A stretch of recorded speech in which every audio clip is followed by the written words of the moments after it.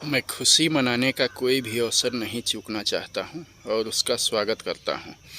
और मैं चाहता हूँ हर लोग, सब लोग प्रसन्नता या उत्सव मनाने का कोई भी अवसर ना चूकें और किसी भी अवसर का जिस पे वो प्रसन्न हो सकते हैं इकट्ठे होकर, या फिर जिसको उत्सव की तरह मना सकते हैं, मैं उस हर एक अवसर का स्वागत करता हूँ। लेकिन बात तब अखरती है जब ऐसा कोई अवसर पहले से हमारी स्थापित किसी परंपरा को कुचलते हुए पैदा किया गया हो, या फिर कोई ऐसा अवसर तब बनाया गया हो, इस तरह से बनाया गया हो जो हमारी पहले से मौजूद कोई सार्थक या वैज्ञानिक परंपरा हो, जो वैज्ञानिक तौर पर सिद्ध हो।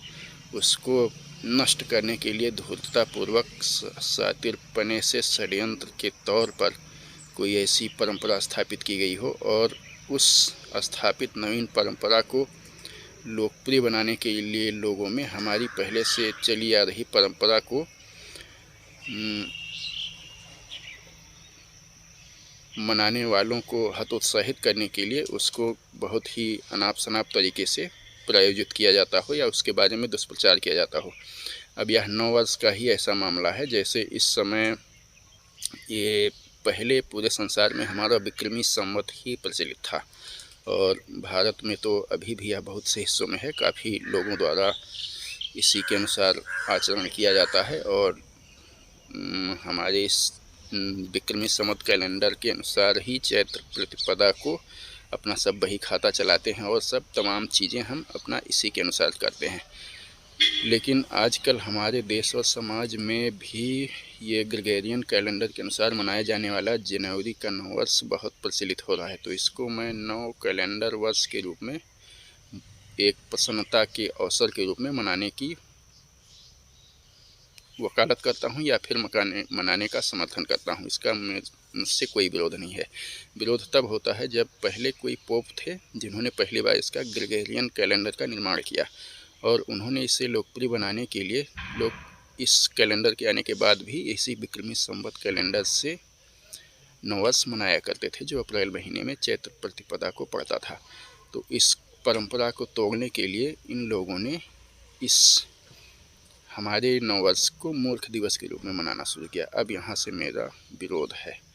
जब ऐसी कोई बात हो तो फिर विरोध करना या फिर उसके विरुद्ध बोलना अनिवार्य हो जाता है।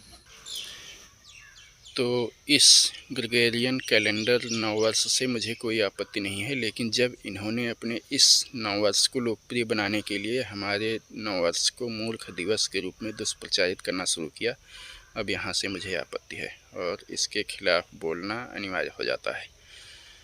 तो अब इनका काल गणना पद्धति इतनी बकवास है, बहुत सी चीज़ों की तरह इनकी काल गणना पद्धति भी दो कौल की और बकवास है। अब हम दिन के कॉन्सेप्ट को ही इनके लेते हैं। आधुनिक या फिर वैज्ञानिक, ये जो आधुनिक पश्चिमी परंपरा है, विज्ञान की भी यही परिभाषा है।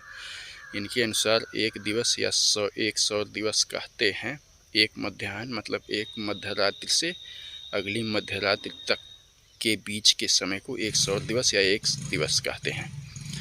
तो मतलब एक आधी रात से दूसरी आधी रात तक के मध्य के समय को एक दिन कहते हैं। अभी कौन सा दिन है जो आधी रात को शुरू होता है? आधी रात के अंधेरे में जो समय लगभग भूत पिशाचों या फिर इन सब का माना जाता है हमारे भारतीय धर्म दर्शन के अनुसार। तो वैसे भी ये कौन सा दिन है जो आधी रात को शुरू होता है? अब दिन शुरू होता है भारतीय धर्म दर्शन और मतलब हमारे चिंतन के अनुसार दिन शुरू होता है एक सूर्योदय से अगले सूर्योदय तक के बीच के समय को एक दिवस कहते हैं, और ये ज़्यादा वैज्ञानिक और सार्थकपूर्ण है। कुछ लोगों को तर्क की किन्हीं कसौटियों पर इसमें कुछ कमियां महसूस हो सकती हैं, लेकिन अगर ठीक से सोचने बैठेंगे और ठीक से विचार करेंगे, गणना करेंगे इसमें, तो ये सार्थक है, सही है, इसमें कोई कमी नहीं है, कोई त्रुटि नहीं है इस दिवस में। और इसी तरह से इनका नववर्ष भी है।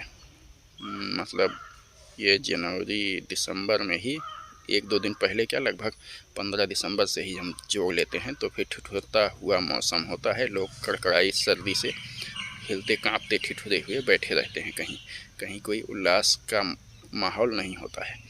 और आने वाले अगले 15 दिनों तक भी लगभग यही हाल रहता है। जनवरी का पहला हफ्ता और दिसंबर का अंतिम हफ्ता दोनों ऐसे ही रहते हैं कि एक ही सुर में सब कुछ चला आ रहा होता है। इसमें नवीनता जैसा कुछ होता नहीं, सब कुछ ठिठुरा हुआ सा लगता है। प्रकृति भी ऐसे ही लगती है जैसे ठिठुरी हुई सी हो। तो वाकई में इसमें नवीनता जैसा कुछ नहीं है। तो आप मनाइए, मस्त होइए। लेकिन जब हम अपनी चैत्र प्रतिपदा के नववर्ष को देखते हैं तो वहाँ पे और ये जो सतत समय चला आ रहा है इधर ठिठुरन का, इसमें और उस समय में एक स्पष्ट अंतर ऐसा ही देखने को हमें मिलता है जैसे दिन और रात में अंतर होता है। तो वह नवीन समय होता है। और ये जो हमारा अपना पंचांग पद्धति है भारतीय, उसकी कालगणना की, यह जो है एक होता है, एक तो समय है जो हम घड़ी में नापते हैं, यह ऐसे ही समय है काम चलाऊं, और एक समय होता है जिसको सार्वभौमिक काल कहते हैं। तो हमारी जो काल गणना पद्धति है ये कैलेंडर वाली, यह उस सार्वभौमिक काल के सर्वाधिक सटीक बैठती है। तो ये ऐसे ही नहीं है कि आज जब नासा वाले अपनी बहुत तमाम खगोलीय यंत्रों के माध्यम से किसी चीज़ की गणना करते हैं तो वह हमारे जो पंचांगों द्वारा गणना की जाती है उसकी एकदम सटीक बैठती है। तो मैं कोई विरोध नहीं कर रहा हूँ, लोग खुशी मनाएं। खुशी मनाने के हर एक अवसर का मैं स्वागत करता हूँ, लेकिन मेरा विरोध हर उस एक चीज़ से है जो हमारी पहले से स्थापित किसी परंपरा को कुचलते हुए ऐसे खुशी का अवसर पैदा करने के लिए बनाई गई हो। ठीक है, धन्यवाद। मैं इसे नव कैलेंडर वर्ष कहता हूँ और नव कैलेंडर वर्ष की शुभकामनाएं।